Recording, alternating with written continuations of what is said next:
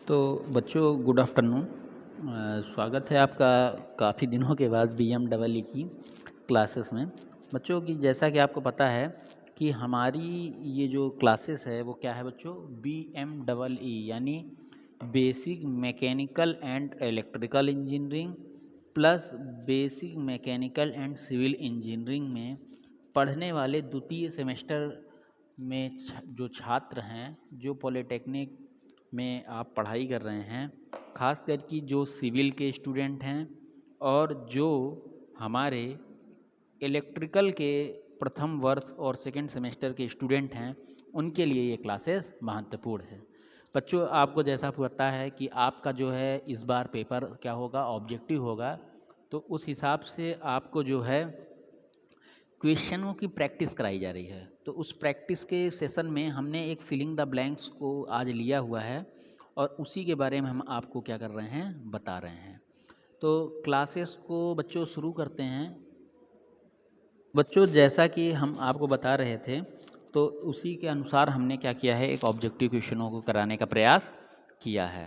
तो क्वेश्चनों को कराने से शुरू करते हैं अपने पहले फिलिंग द ब्लैंक्स के साथ कि सामान्यतः ऊर्जा फिलिंग द ब्लैंक के साथ संथित होती है परंतु स्वयं नहीं संथित होती। मतलब हमारी जो भी ऊर्जा होती है भौतिक अवस्था के साथ परिवर्तित होती है, परंतु भौतिक पदार्थ क्या होता है, ये परिवर्तित नहीं होता है। तो इसका पहले में क्या भरा जाएगा, भौतिक पदार्थ, और दूसरे में भी भौतिक पदार्थ भरा जाएगा।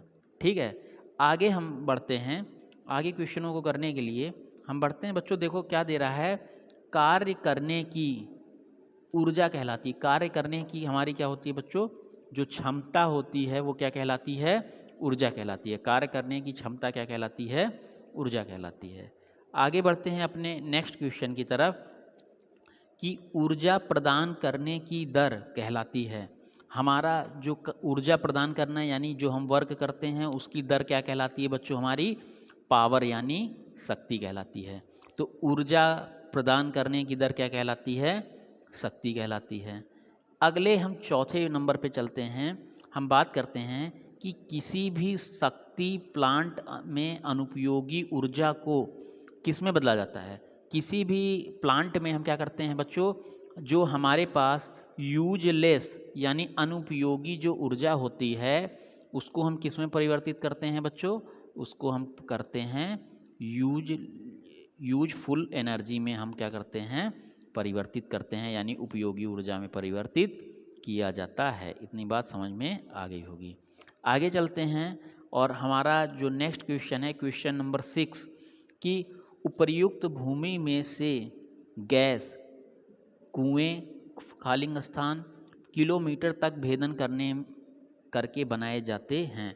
मतलब किस भूमि में हमारे जो है कितने किलोवाट या कितने वाट के भेदन क्षमता करके कुएं हम क्या करते हैं, किलोमीटर में हम ऊर्जा का निर्माण करते हैं।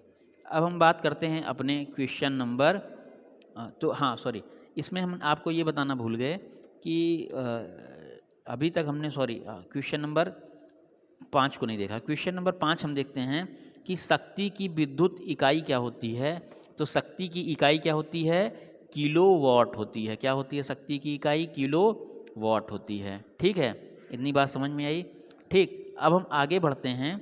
आगे बढ़ने के साथ बच्चों हम देखते हैं कि किसी भी उपर्युक्त भूमि में गैस कुएं कामा किलोमीटर तक भेजन कर सकते हैं। किसी भी अगर हमारे पास भूमि में है उसमें हमारे पास गैस के कुएं हैं तो उसमें हम 3 से 4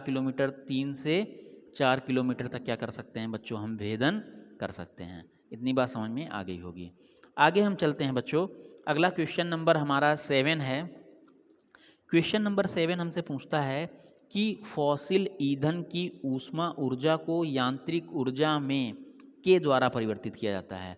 तो जब हम फॉसिल फ्यूल की जो एनर्जी है उसकी ऊष्मा एनर्जी को हम मैकेनिकल से हम क्या कहते हैं बच्चों, मैकेनिक ऊष्मा ऊर्जा को हम हीट एनर्जी को हम किस में बदलते हैं। देखो इसमें हम क्या करते हैं बच्चों, क्वेश्चन नंबर हम 7 फिर से देखते हैं कि फॉसिल फ्यूल में हम ऊष्मा ऊर्जा को ऊष्मा ऊर्जा को हम किस में बदलते हैं? यांत्रिकी ऊर्जा में, है ना, यांत्रिकी ऊर्जा में। तो किसके द्वारा बदला जाता है? टरबाइन के द्वारा। किसके द्वारा? टरबाइन के सहायता से हम ऊष्मा ऊर्जा को यांत्रिक ऊर्जा में परिवर्तित करते हैं। आगे हम बढ़ते हैं क्वेश्चन नंबर 8 की तरफ। जो क्वेश्चन नंबर 8 हमारा है कि यांत्रिक ऊर्जा को विद्युत ऊर्जा में या विद्युत शक्ति में बदलने के लिए किसका उपयोग करते हैं? हमारे पास अगर बच्चों कोई विद्युत ऊर्जा है, क्या है? विद्युत ऊर्जा है, और इसको हमें किस, एक मिनट, हाँ, इसमें हम क्या कह रहे हैं बच्चों कि देखो, अगर हमारे पास क्वेश्चन नंबर 8 में हमसे ये कहता है कि अगर हमारे पास यांत्रिक ऊर्जा है और हमें विद्युत ऊर्जा में बदलना है, तो किस चीज़ की उपयोगिता हमें होगी? जनरेटर की हमें क्या होगी? ज़रूरत होगी। इतनी बात समझ में आई? आगे बढ़ते हैं कि भारत में भू ऊष्मीय यानी जियो थर्मल एनर्जी, है ना, किस किस क्षेत्रों में से प्राप्त होती है? तो जो हमें जियो थर्मल एनर्जी है, एक तो हमें हिमाचल प्रदेश से प्राप्त होती है, दूसरा कश्मीर से मिलती है, और तीसरा हमें लद्दाख से प्राप्त होती है। तो इतनी बात आपको समझ में आ गई होगी कि जो जियो थर्मल एनर्जी है हमें कहाँ कहाँ से मिलती है? हिमाचल प्रदेश, कश्मीर और लद्दाख से। क्वेश्चन नंबर 10 की तरफ आगे बढ़ते हैं।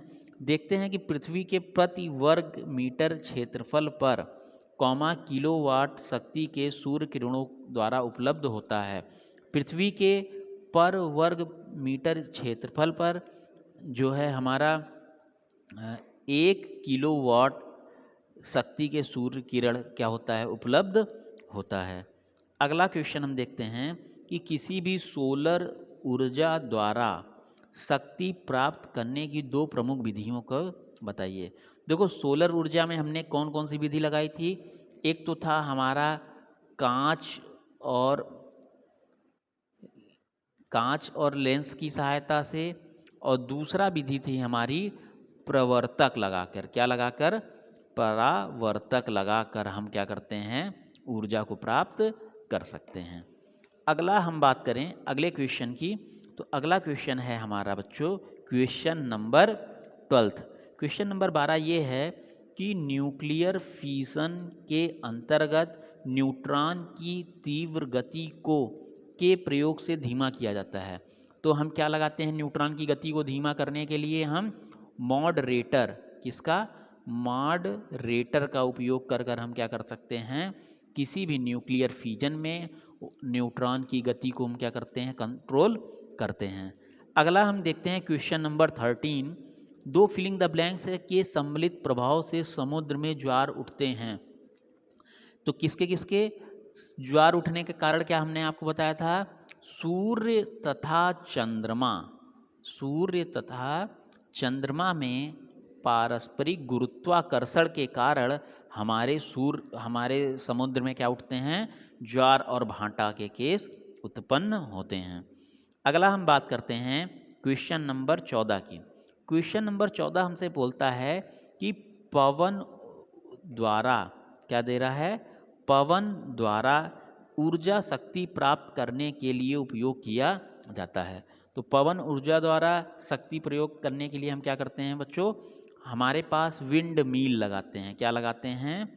विंड मील, पवन चक्की जिसे कहा जाता है।